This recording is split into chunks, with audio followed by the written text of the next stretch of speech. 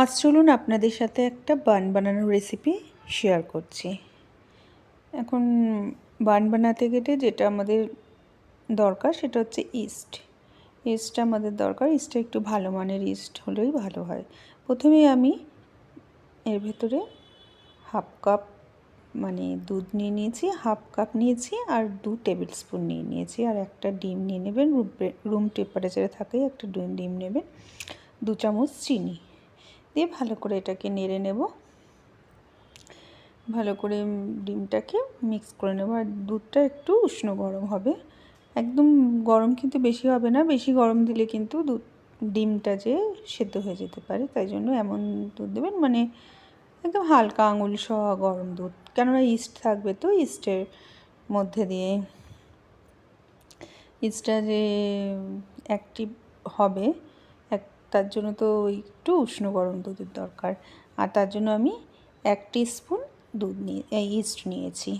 আর নিয়েছি 2 কাপ ময়দা আর half teaspoon নুন।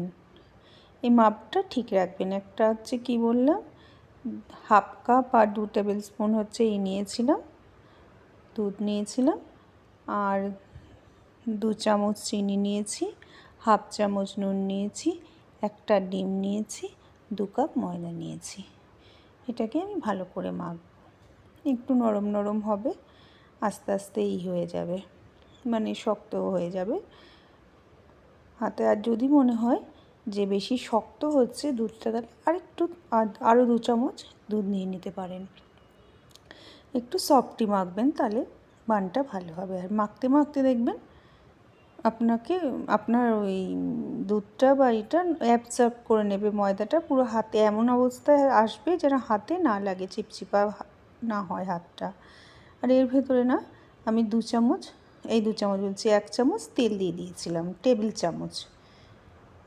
চামচ তেল দিয়েছি। আর তেলটা আস্তে আস্তে দেবেন। আর যদি তেল না দেন তাহলে বাটার দিতে পারেন। আমি তেল দিয়েছিলাম। এভাবে তেলটা আস্তে আস্তে এর ভেতরে নিয়ে আস্তে আস্তে করে একদম পুরো ময়দার সাথে মেখে নিতে হবে। এইভাবে 15 মিনিট ময়দাটাকে এমনি করে টানা হেঁচড়া যেটা করে মাখছি ওইভাবে মাখতে হবে। টেনে একবার কাছে সামনে পেছনে এমনি করে এনে এনে ভালো করে করতে হবে। যেমন করে আমি মাখলাম ওই প্রসেসেই মাখবেন। তারপরে দেবেন একসময় আর হাতে লাগছে না।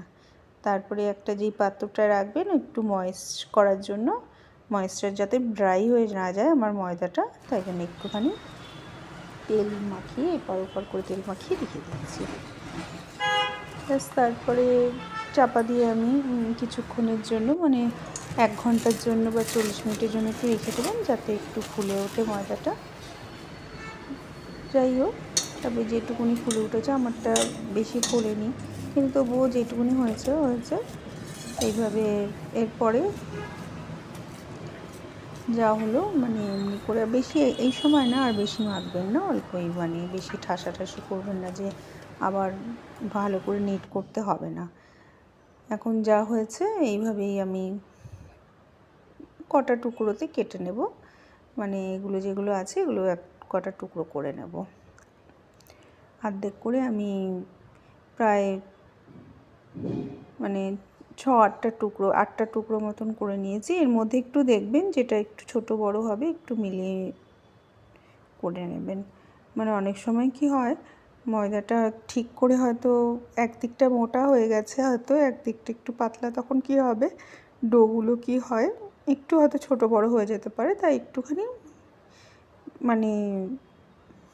আগে পিছে করে ঠিক করে নেবেন। আর কি আমরা তো আর একদম পারফেক্ট পুরো একদম না বেকারির জিনিস বানাতে পারি না বা কিছু, সেটা একটু হতেই পারে, ঘরের জিনিস তো।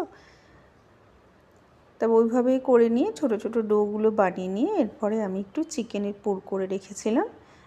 চিকেন আপনারা যা চাইবেন, চিজ দিতে পারেন, আপনারা যদি চান আলুর পুর দিতে পারেন, যা চাইবেন সব কিছু ভেতরে একটা দিতে পারেন, না হলে শুধুই বান করে নিতে পারেন। আমি একটু চিকেন দিয়েছি, এটা খেতে কিন্তু খুব ভালো লাগে। চিকেন আর চিজ একটু বেশি করে চিজ দেবেন, আর চিকেন দিয়ে বেশ সুন্দরভাবে হয়ে যাবে। এভাবে আমি সব কটাকে গোল গোল করে একদম যেমন করে দেখছেন সেম এইভাবেই বানাবেন। আর নিচটা যেন একটু প্লেন হয় দেখবেন। ওই যে ময়দাটা যে আমি এমনি মানে যেটা করছি ডোটা করার ফলে কী হচ্ছে, ওই জায়গাটা যে ময়দাটা একটা বেশি ময়দা হয়ে যাচ্ছে, আপনারা একটু চ্যাপ্টা করে দেবেন, যাতে ওই জায়গাটা বেশি ময়দাটা গোল হয়ে না থাকে। এই জায়গাটা দেখছেন তো, এই জায়গাটা যেন বেশি থাকে না, একটু চ্যাপ্টা করে দেবেন, তাহলে কিন্তু ময়দাটা মানে ওই জায়গাটা বেশি মোটা ময়দা থাকবে না। তাহলে বানটা চারিধার দিয়ে মানে ঠিক হবে, নাহলে ওপরটা হয়ে যাবে, নিচটা হবে না। তখন মানে নিচটা যেহেতু বেশি মোটা হয়ে যাবে, তখন নিচটা হতে চাইবে না, সেহেতু এটা একটু দেখে করতে হবে। আর যদি মনে হয় অনেকটা এক্সট্রা ময়দা আছে বা কিছু আছে, ওইটাকে আপনি হাত দিয়ে চেপে দেবেন, দেখবেন চারিধারে প্লেন হয়ে যাবে। ব্যাস এইভাবে করে রেখে এরপরে আমি কি করব, এর ওপরে একটুখানি মানে এটা আমি কিছুক্ষণের জন্য 10 মিনিট 15 মিনিটের জন্য আবার সেকেন্ডবার রেস্টে রেখে দেব। সেকেন্ডবার রেস্টে রেখে দেওয়ার সময় আর কিছু করার দরকার নেই, রেখে দেবেন সেকেন্ডবার, ব্যাস 15 মিনিট পরে এর উপর দিয়ে মিল্ক বা এগ ওয়াশ করে দেবেন ওপর থেকে, ব্যাস হয়ে যাবে। আমি একটুখানি দিয়ে দিয়েছিলাম চিলি ফ্লেক্স, আর আপনারা চাইলে অরিগ্যানো এইসব মিল্ক এই দুধ মানে আমি এগ ওয়াশ করেছিলাম, যদি মিল্ক দেন তার ভেতরেও দিতে পারেন। এরপর একটু সাদা তিল ছড়িয়ে দিয়েছিলাম, দিয়ে মাইক্রোওভেনে বেক করে নিয়েছি। আমি 170 ডিগ্রি টেম্পারেচারে 15 মিনিটের জন্য বেক করে নিয়েছি। 15 মিনিট টেম্পারেচারটা না একটু দেখে করতে হবে, যার মাইক্রোওভেনে, কারো মাইক্রোওভেনে একটু বেশি তাপ থাকে, কারো মাইক্রোওভেনে একটু কম তাপ থাকে, ওই তাপে অনুযায়ী করতে হবে। সাধারণত 15 থেকে 20 মিনিটের মধ্যে হয়ে যায়। অনেকের মাইক্রোওভেনে সেটা লাগবে না, আরও কম টাইম লাগতে হবে, 15 মিনিটের মধ্যে হয়ে যাবে।